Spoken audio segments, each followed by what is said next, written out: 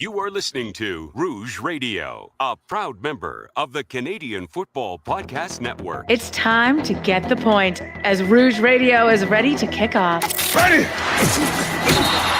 The best football talk with the best in the business. So what is the cost? You have 2 first-round picks this year because the Argos are dumb enough to trade for Drew Willie. A few rookies. We go directly to the on-field product. We welcome to the show the 20th overall pick in this past Sunday's CFL draft, DeAndre Wright of the Alouettes. DeAndre, welcome to the show. Thank you, guys. Thank you for having me. And the occasional Hall of Famer. Please welcome Doug Brown, who is one of the members of the current class of 2016 in the CFL Hall of Fame. Doug, thanks for joining us today. Oh, thank you, guys, for the kind words and for having me on the program. Rouge Radio is on the air. Here's your hosts, Robert Dalton and Tony Allen.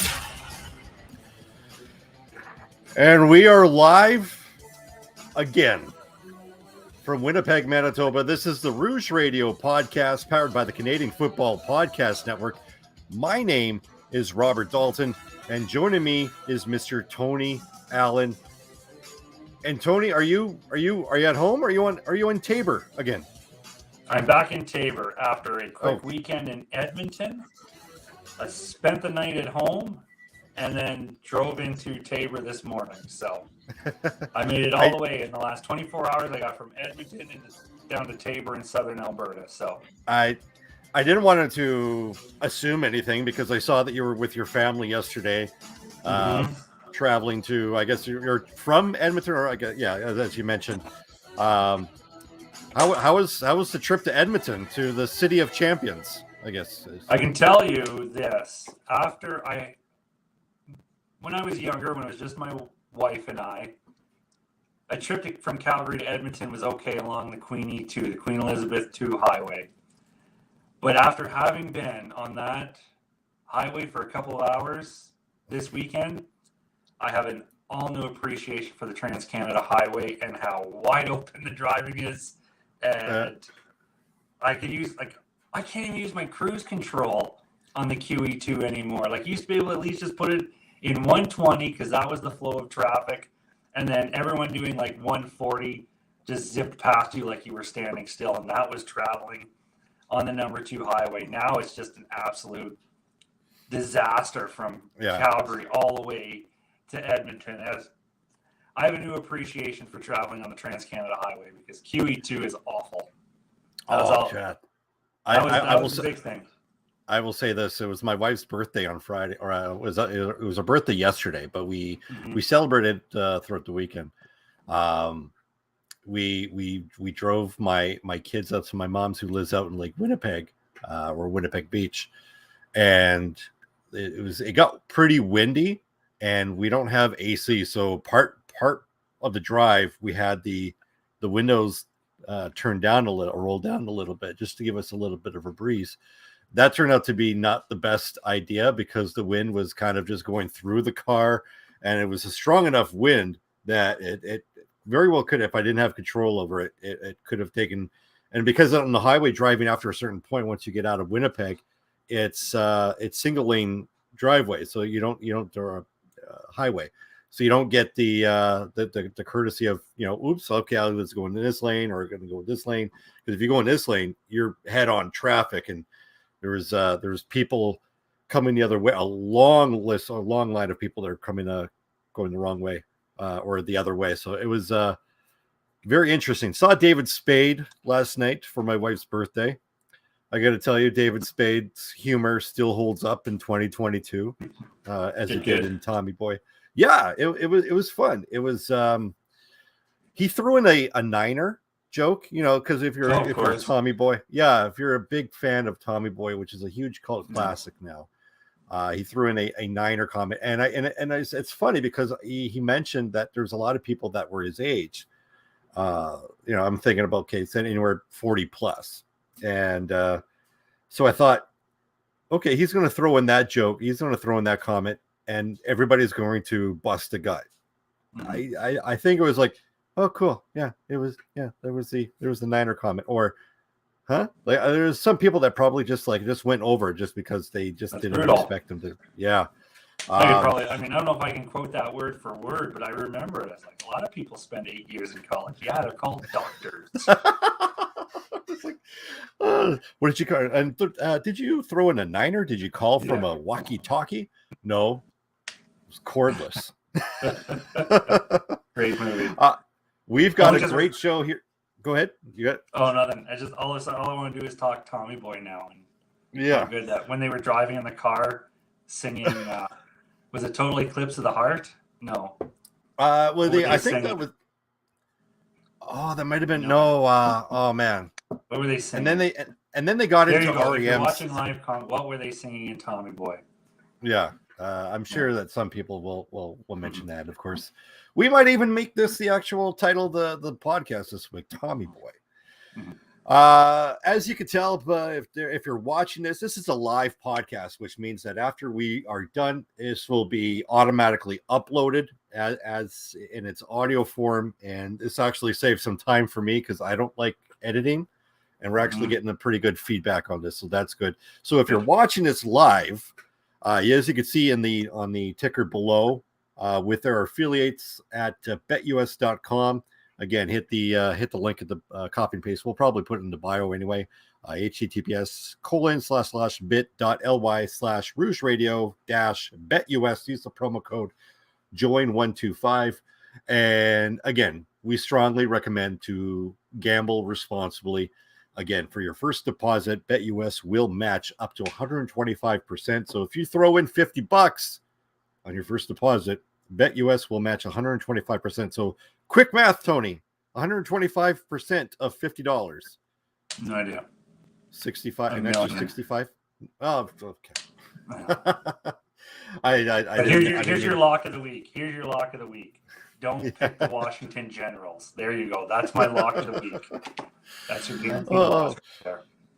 It was like the Harlem Globetrotters. Mm-hmm. He's using a ladder. I thought he was due. I thought they were due. He's just dribbling the ball. Just take it from him. Okay. And every episode. And again, if you guys are watching, you notice the handles at Rouge Dalts, and of course, Tony can be found at Tony Rouge. And of course, if you're watching and you haven't subscribed, hit like and subscribe. Tell all your friends. Make sure to spread the word, because we love doing this. This is episode 440. So let's get to this week's. Actually, before we get to the 3 down hot takes, hey, let's go through. Do you want to do Global Rouge 2.0, or I guess are we doing it 2.0, or are we just Global Rouge? I don't know. I think we just go Global Rouge. I haven't heard Global CFL in a while, so I think we get exclusive rights to Global now. There we go. Rouge Global. Right. Global Rouge. And I'm just going to hit the drum beats, and hopefully you can actually hear it. This is actually cool. The top countries listening to the Rouge Radio podcast, we've got Canada, United States, Australia. We still can't get rid of those spiders. Bermuda, France, Germany, the United Kingdom, Kenya, Mexico, and Switzerland. Top cities, we got Winnipeg, Calgary, Edmonton, Toronto, Lethbridge, St. Albert, Montreal, Victoria, Regina, and Surrey, BC. And do you know who's not on this list? Tabor again. Tabor, Alberta is not on here. I think Lethbridge no. fell off the list. No. We actually go scroll down. Tabor, Alberta. There's someone from Tabor, Alberta that's listening to us. So nice. Welcome Tabor. Welcome all to the Rouge Radio podcast. We welcome all listeners, even the ones from Regina. It's probably the mayor. Mayor McScruffins is listening to our podcast. Mayor McScruffins, Golden Retriever Mayor of Tabor, is listening to the podcast. Oh God, what is he going to think about this? Let's get von Schnauzer. He's been there since 2018. No. What's is deputy mayor is his owner? Yeah, probably. If you missed last week's show, you don't get any of this. So we apologize. Interesting tidbit. Corte from the Elks will miss this weekend's game because his dog is marrying the mayor of Tabor this weekend. With Christmas blessing. Oh, okay. That was uncalled for. Let's get to our 3 down hot takes. Again, sponsored by seatgiant.ca. Hit the when you're purchasing, enter the promo code Rouge. This will be good for discounts on sporting events, tickets, concerts, what have you, to any venues in your area. And again, this is like spending local, and you're supporting the podcast, the Rouge Radio podcast. Why not try to get your David Spade tickets through seatgiant.ca? Yeah, you know what? It worked. Well, I didn't purchase it. It was actually for my wife's birthday. My sister-in-law purchased it for him. So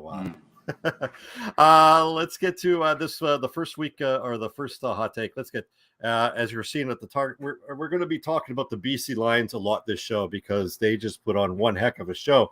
I put the BC Lions being legit, and I don't want to talk about, just taking away credit from the season that they're having. It's only 2 games in, but it's phenomenal because it caught us off guard. You are probably going to be turning back your putrid 1-17 record prediction for them. I'm probably going to have to go back and improve on my record that I had them. I can't remember what I had them at, but it's definitely going to. They've got me thinking. But I want to go back because you had a tweet on, what is it, Saturday? Yeah. And the tweet was, the Stamps starting 8-0 for like 10 straight years. CFL fans, yeah, but who did they beat? BC Lions beat Edmonton and Toronto.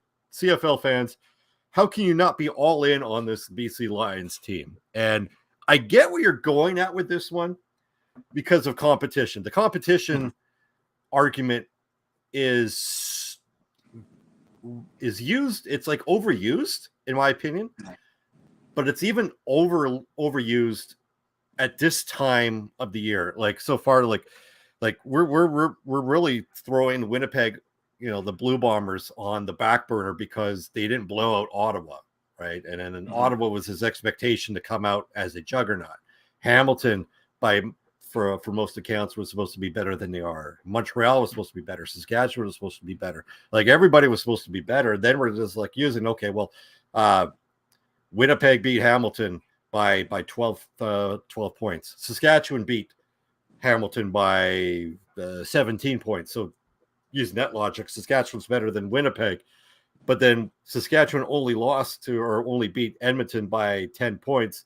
BC just hammered Edmonton, so naturally BC is quadruple better than Saskatchewan. So you go down that rabbit hole about all the competition, but going back to the initial set, like, are we early on being all in on the BC Lions, or are we just kind of enjoying the ride as it is right now?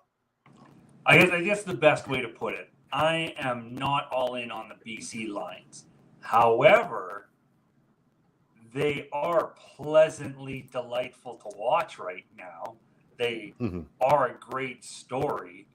And let's be honest, if it wasn't a Canadian quarterback leading this domination, I don't know if it would be as feel good. I think you would see more of the whip-de-doo. You beat the Argos and you beat the Elks.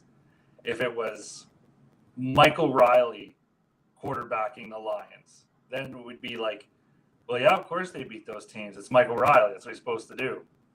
So I don't know if you want to call it a gray area. I don't know if you want to call it just a different set of circumstances for what's happening right now. I'm not all in on the BC Lions. I don't think they are going to ruin anyone's November this year. But why not enjoy it? I thought the BC Lions were going to be junk, and they looked like junk. And I stand behind picking them 1-17. I won't say I was wrong for doing that at the time because nobody knew this. You can't stand here now and say, oh, to hell with everyone that said BC is going to suck. No, we were right. Everyone was right for thinking the BC Lions were going to be garbage. Nobody should feel like an idiot for picking them to be at the bottom of the West because nothing gave you the idea that this was going to happen. Are we willing to say, good for like, I'm glad we were wrong? What do we say? Were we glad we're wrong? Like, I'm not going to admit that obviously now doesn't look like a good pick, but if I didn't know what I knew now, I would make that same prediction. And you can't say if we knew what we knew now, well, then of course we wouldn't, because we couldn't fathom this kind of start for the BC Lions.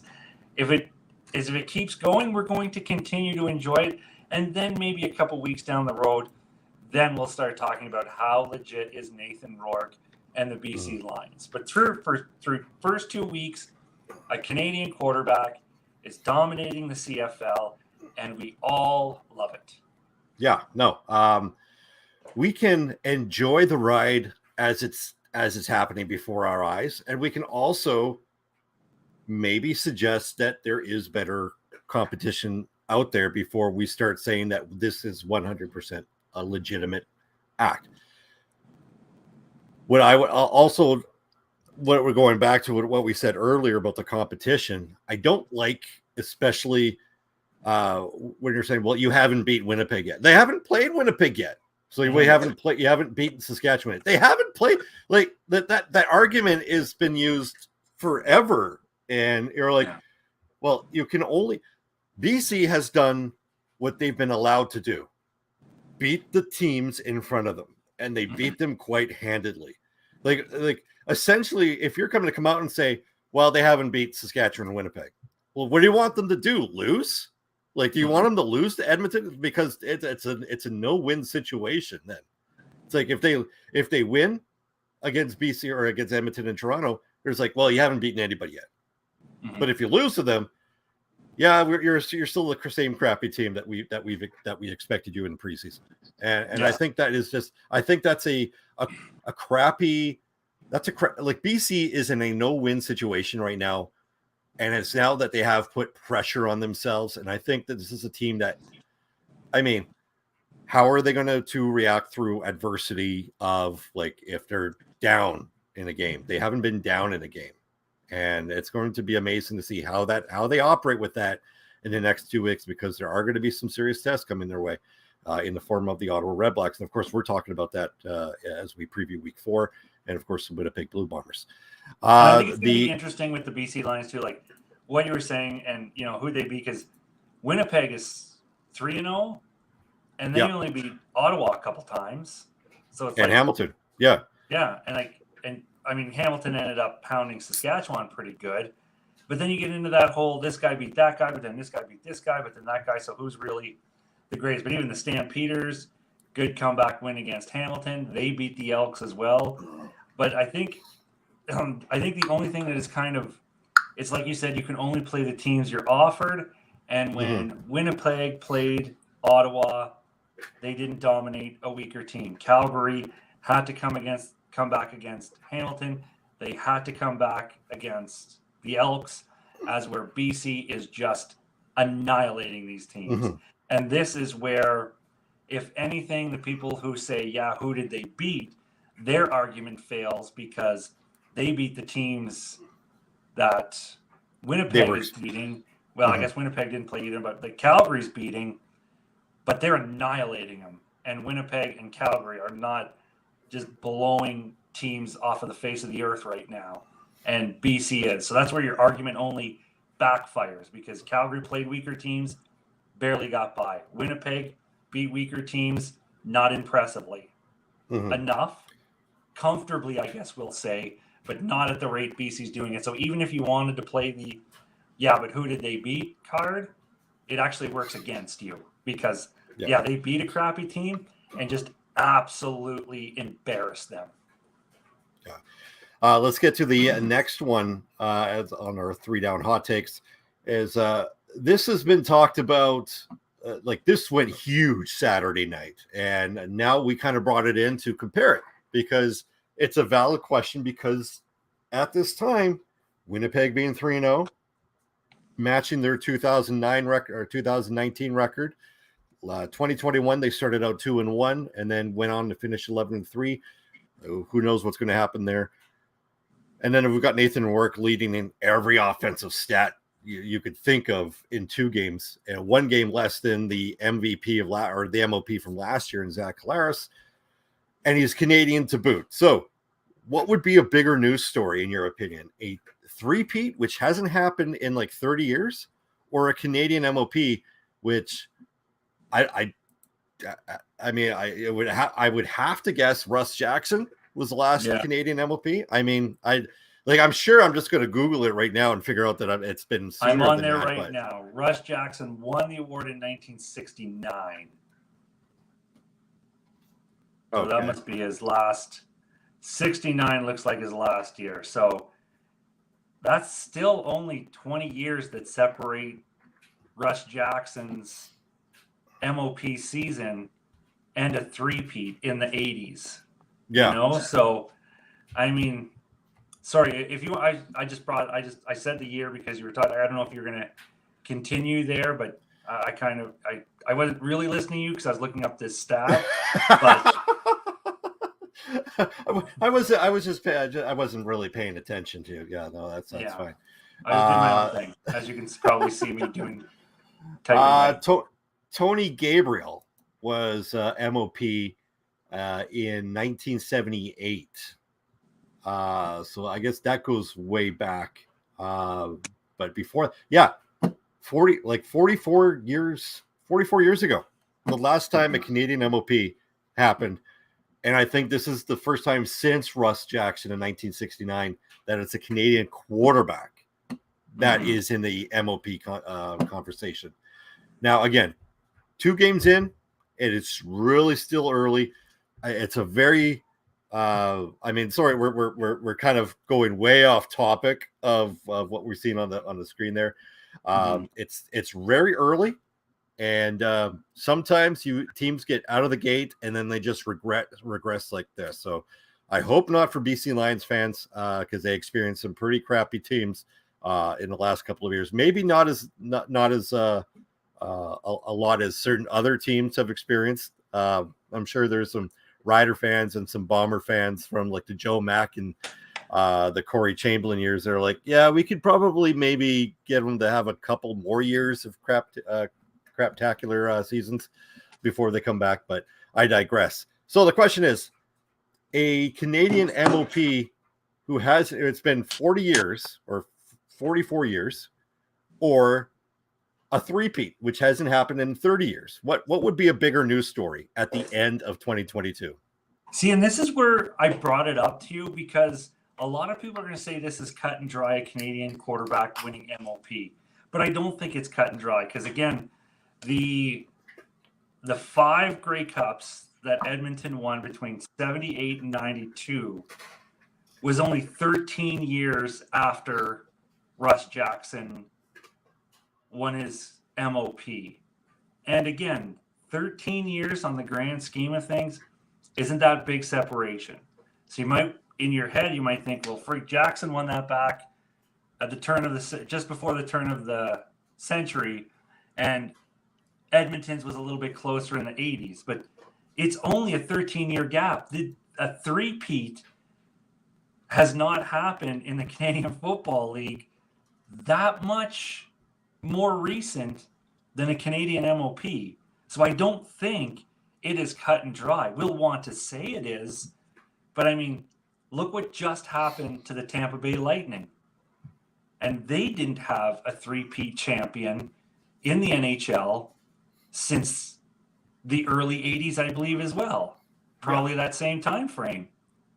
And look how hard it got for them to get back-to-back champions, something that's not that frequent in hockey. Even getting back to the final. Yeah, even getting back to the finals is huge. Yeah, I don't think there's been an NFL three-peat. I don't think there's been a Major League Baseball three-peat, at least that I can remember. So it isn't cut and dry. I think we want a Canadian quarterback to be successful. Yeah. More than I think we want to see a team win 3 in a row. But to me, it almost feels like, if not at par, it's a push. Maybe it is a push. Maybe we're just as likely to see a Canadian MOP at the end of this season and moving forward in the future than we are seeing a team winning 3 Grey Cups in a row. Like, if Winnipeg does not finish this hat trick this year, I don't know if I will see a team win 3 Grey Cups in my lifetime. I'm 40. I'm going to be 46 this year. And I can honestly say, if the Bombers don't do it, I may not be alive to see another team get this close again, you know? And maybe I'm being dramatic and silly, but I also think maybe I'm a little bit right. And who knows what kind of it just takes one Canadian quarterback to come in and do what Nathan Rourke is doing. But an entire team to keep an organization together for 3 years to repeat, I can't just the knee jerk is Canadian MOP. 3 days to think about this since I texted that to you. I don't know if I can pick. I don't know if I can pick.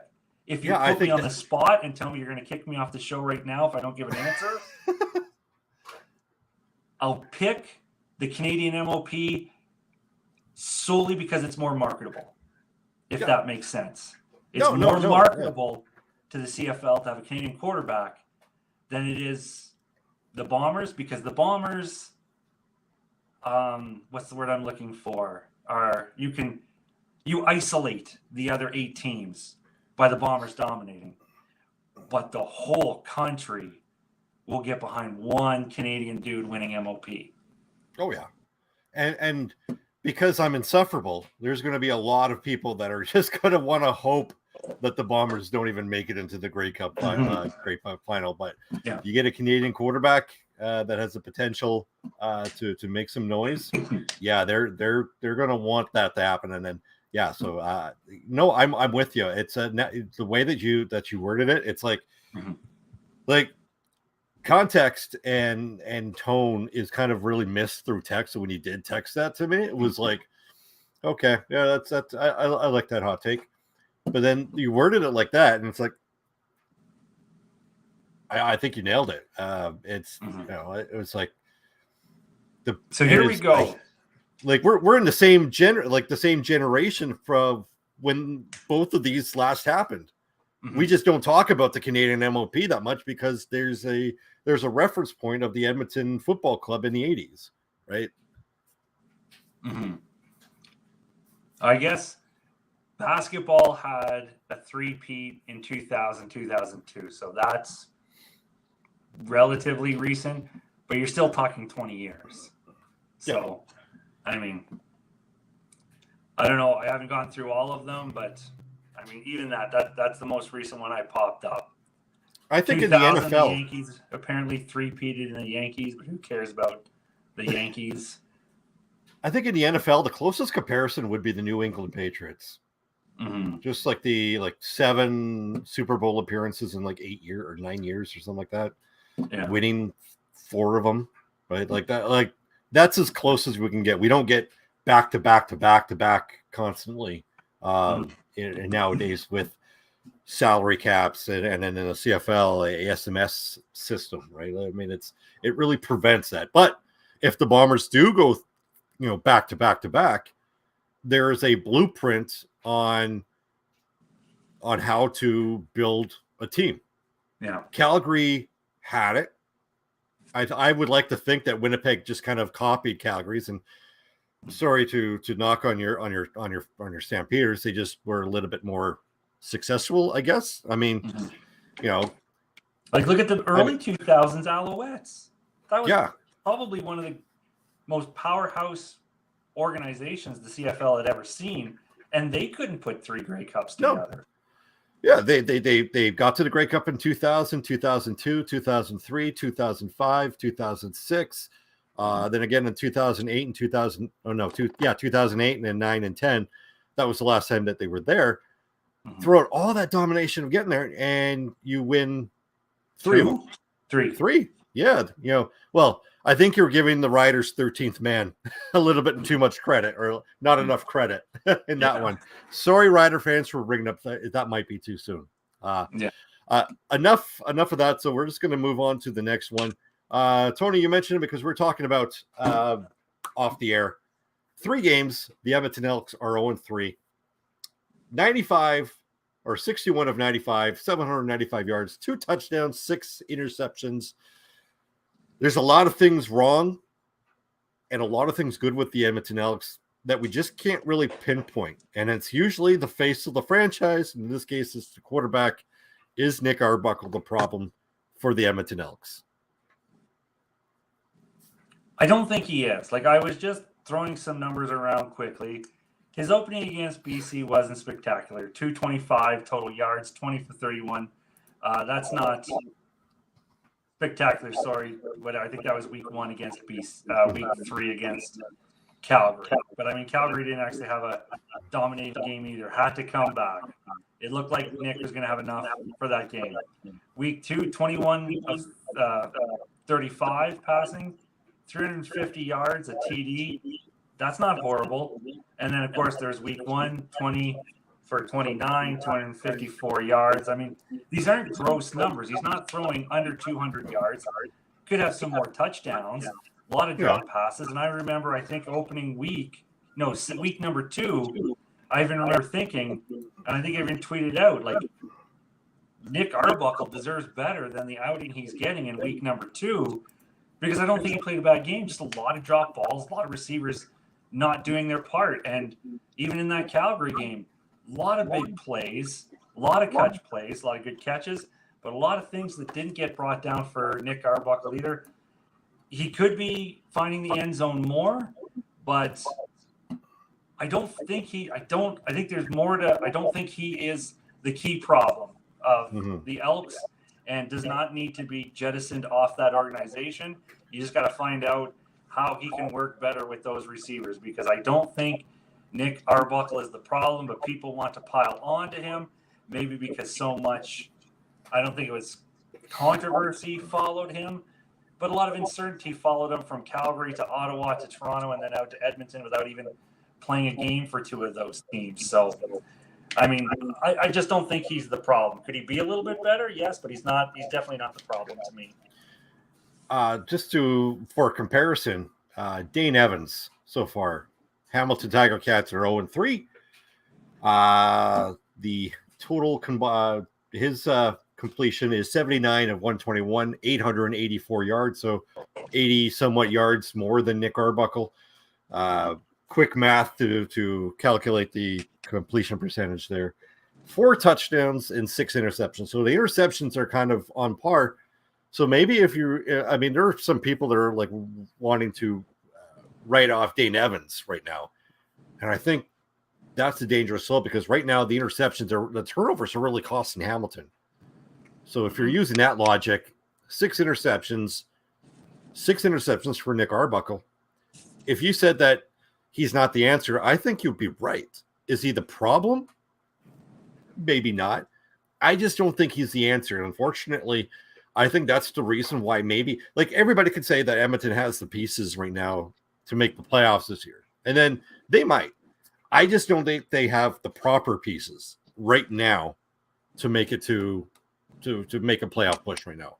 And that starts at the quarterback. And Nick Arbuckle just hasn't shown me that he is able to be consistent and persevere through adversity. And again, that's just my opinion. This is just a football fan that's watched it. So, I mean, I might know a little bit of it, maybe not as much as a CFL player, but to me, it just doesn't appear that Nick Arbuckle has the it factor to even if they do have, improved their offensive line, their receivers, their defense. I don't know if Nick Arbuckle's going to be the guy that Chris Jones is going to, like, we might just see him jettisoned in the offseason, just like Chris Jones had Darian Durant during his second year when he took over from Saskatchewan Roughriders. And you know what? There's a blueprint right here. Like, everybody's like, hey, this is going to be a good team. This is going to be a good team. The proof in Saskatchewan was he did the same thing in Saskatchewan, and they ended up finishing 5-13. That's even after jettisoning Weston Dressler and John Chick and going balls deep into free agency. Then he made some moves as the season progressed. Late NFL cuts. He brought in Willie Jefferson. He knocked Mwamba. There's another guy. I can't. His name just escapes me. But then that 2017 team kind of rolled in. They had a new quarterback in Kevin Glenn. So I kind of anticipate that that's going to be the blueprint Chris Jones is going to have. This is a team that you're just going to have to ride out the heartaches. There's going to be some roller coaster kind of drama feelings here for Elk fans. I just don't think that this team has the right players to make that playoff push right now. And I know that's going to hurt a lot of feelings of in Elk Nation. Any thoughts before we move forward? No. All right. Okay. Let's go to this. First off, we're going to try this on a player here. So this is we're doing things a little bit easier, a little bit different here on the Rouge Radio podcast. Let's go. All right, Tony. Let's get ready for your magnificent bastards before we get done. Oh, yes. My magnificent bastard is probably a repeat magnificent bastard already. And how can you not? When you become the leading passer by a Canadian quarterback in history, you break a record. And that number is just gross, 436 yards against the Toronto Argonauts. And you continue to roll. He was probably my week 1 magnificent bastard. And I'm going to do it again because he 1,000% deserves it for putting on an absolute clinic. And I legitimately think he's going to start bringing people into this football game. People, not the haters. CFL haters will never find it doesn't matter. If a CFL hater says get 4 downs, you put 4 downs, they'll hate something else. If you tell them to get smaller fields, they'll hate something different, and they'll just keep. So, no. But a casual football fan, someone that's not committed to hating the league, he's going to bring guys in. If this keeps going into week 7, into week 8, and he's still among the best in the league, he's going to bring people into the Canadian Football League. Casuals. I don't care if they're casuals. They still count. So, Nathan Rourke, you magnificent bastard. There we go. And I felt bad because I had played the intro to this segment and I had the volume on low. So I apologize. I didn't even know I had an intro. Did I? Well, we usually do. I guess you don't really pay it much attention to the post-production. No. Tony treats me like because I'm not vain, but Tony treats me like a woman of the night, just wham bam and just take care. It takes off. Let's get to our week 4 preview, and of course, this is sponsored by our good friends over at Manscaped.com. Head over to Manscaped.com, enter the promo code Rouge, get 20% off and free shipping with the code Rouge at Manscaped.com. That's 20% off with free shipping at Manscaped.com, and use code Rouge. Unlock your confidence and always use the right tools for your job with Manscaped. I don't know if you've used it a lot, but I love the wireless charger. It is so great. So I hate plugging in stuff. I really do. And this really comes in handy.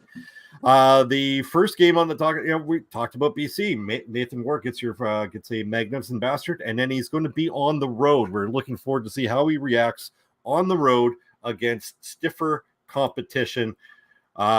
No, that's not the one I want. That's the next game.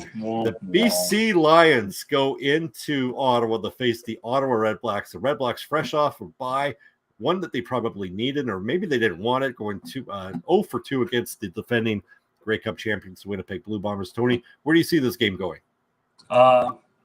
First, I'm going on about 5 hours sleep, so I'm not going to drag these predictions out much longer than I did everything else. But let's just jump on board. Let's not go all in on BC, but let's have some fun. Let's hope this continues. I'm not a BC Lions fan. I'm not giving up on my team. But like I said, Canada is a Nathan Rourke fan right now, and we want this thing to happen. I'm going to hope that this juggernaut of a Canadian continues, and I want to see big again, especially against an opponent like Ottawa. Because then, you know what, it gives us something to compare BC to Winnipeg until they finally face each other. 45-17. Let's pick the Lions to go big again, because why not? There we go. Again, going through the schedule that I had been in preseason, I had Ottawa in the preseason to win this game. Coming off a bye, teams coming off the bye don't have a really very good record unless you're really well coached, like guys like Calgary and Winnipeg. I don't have the exact numbers. BC coming in hot, coming in the way that they are. Ottawa's getting, I think they're getting Justin Howell back off the 6th game. They're also getting William Powell back. So this is going to be rejuvenation. I mean, not that Devontae Williams wasn't good or that he wasn't bad for Ottawa. He said William Powell brings a little bit more experience to that backfield right next to Jeremiah Mazzoli. But what I'm looking forward is this BC defense, because everybody talks about BC's offense. BC's defense is just kind of like just slowly under the radar, not allowing that many yards, not allowing that many points or touchdowns. And I think it's just because when you're up by so much early in the game, you're literally forcing the other teams to just kind of maybe sway off their original game plan. And I think that's what BC's defense was really dependent on. And again, this isn't taking anything away from what from their success, but I think this is going to be a little bit closer. I had Ottawa, but so far watching BC in the first 2 games and seeing Ottawa in the first 2 games, I don't see why BC can't come in and win quite handily. I'm not going to go your prediction, but I am going to say I'm going to go 28-18 by the BC Lions. I just think that right now, even if you kind of stop BC, I think your version of stopping BC at this time is not letting them score more than 30. But that's just me. Friday night, Canada Day, is the Edmonton Elks in Hamilton. Both teams are signed our favorite player, Owen. 0-3. We used to love playing that game back in the Swagger and Stagger show days. The Edmonton Elks going into Hamilton. I know you kind of want to go off on Hamilton because they were like the only time that you're probably going to pick Hamilton to win last week. Hamilton at home. I'm still like, I'm not convinced that Hamilton's a bad team, but now I'm just kind of like, maybe Hamilton isn't going to, it's not their division to lose. However, every other team in the East just doesn't seem to want to grab a hold of that division title. So I think Hamilton staves off Edmonton in this case, just because Edmonton is just there, on the road. When you come off a little disappointing a game as he did against Calgary, now you go on the road, somewhat of a short week. I think Hamilton at home has that home field advantage. If they get up by 24-0, I don't think Edmonton is the kind of team that could actually come back by 24. However, I said that for Calgary when I was live tweeting it during a couple of weeks ago. So who knows? I had Hamilton winning this one. I haven't seen anything from Edmonton that led me astray from this one.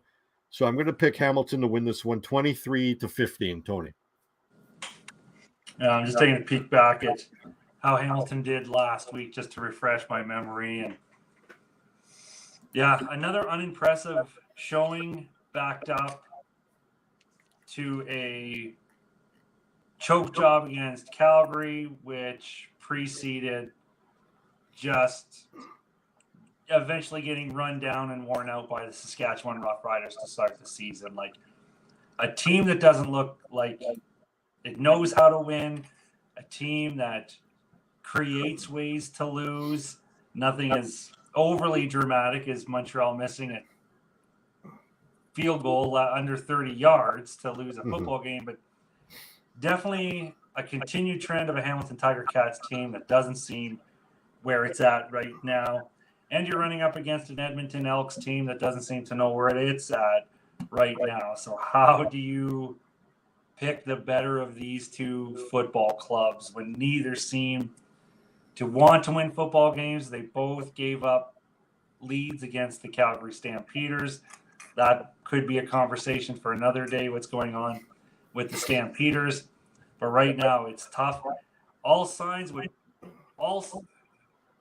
nature wants me to fall back onto what happened in the past. And it's so tough to know if I should run with that attitude or change my ideas based on what's happened, because naturally you want to fall back and say, okay, Hamilton is 0-3, Edmonton's 0-3. So now I'm going to go back to last season and the season before. And now I'm going to start basing my prediction based on what they were. And that's probably not right. So I think I'm going to fight the urge to predict this game based on the 2018 Tiger Cats or the 2019 Tiger Cats and try to view them as the 2022 Tiger Cats. Maybe they don't spring back. Maybe this isn't the game they needed to get back in. Maybe I'm right. Maybe this Tiger Cats team just isn't good. So I'm going to take an upset on this one. I feel like it would be an upset pick. I am going to take the Eskimos to squeak out a 21-17 win this weekend. So we'll see how that works out. Little kid trying to get into the camera time Again, yeah. she loves being on the podcast. Yeah. She's trying to get On her into second. that couch fort she apparently built in the background there. Yeah. That was just the face There. shove. Yeah. Okay. Number 4, Dalts face Yeah. shove. You're going fast. Okay, the next game is the Montreal Alouettes going into the Saskatchewan, going into New Mosaic Stadium to face off the Saskatchewan Roughriders. Where do you have this one going?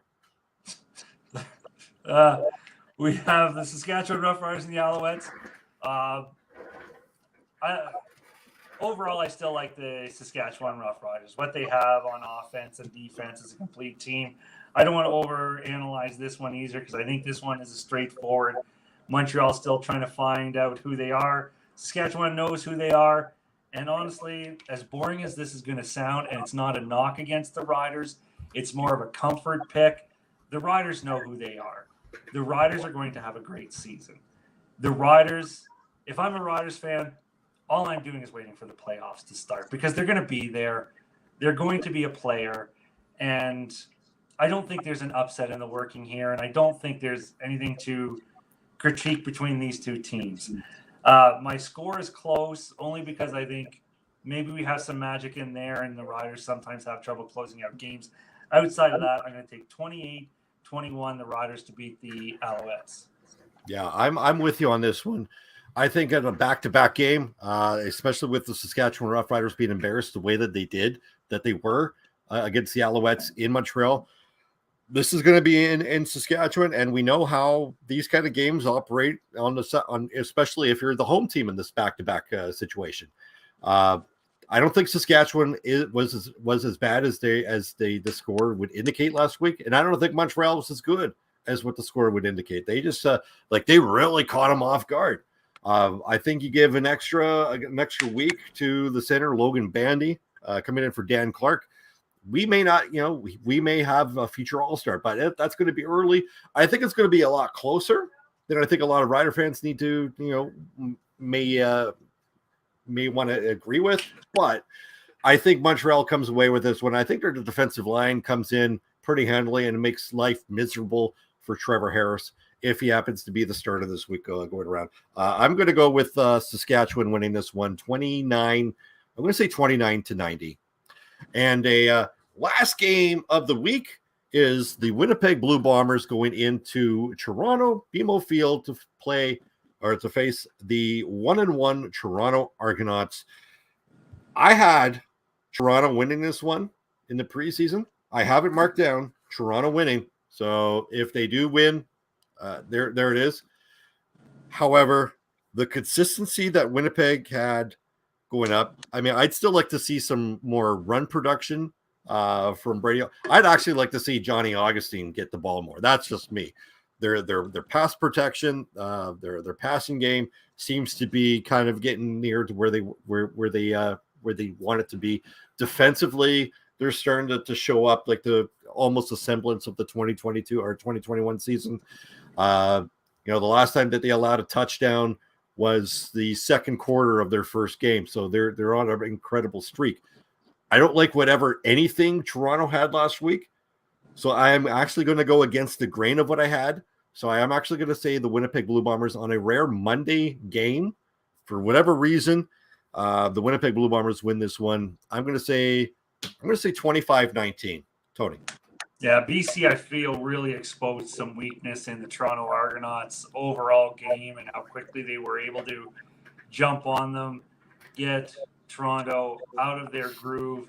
It's always difficult to bet against Homer McLeod-Thompson because anything can happen when he touches the ball. Yeah. But a little bit of that Homer Frank Grimes magic seems to be wearing a little off in 2022. So maybe it's time to hang up the Homer McLeod-Thompson joke because the winning way doesn't seem to be there anymore. There's not a lot of Frank's Grimes so far in the early season. Yeah. And again, and Winnipeg needs to step up. I'm going to take Winnipeg to win 21-17.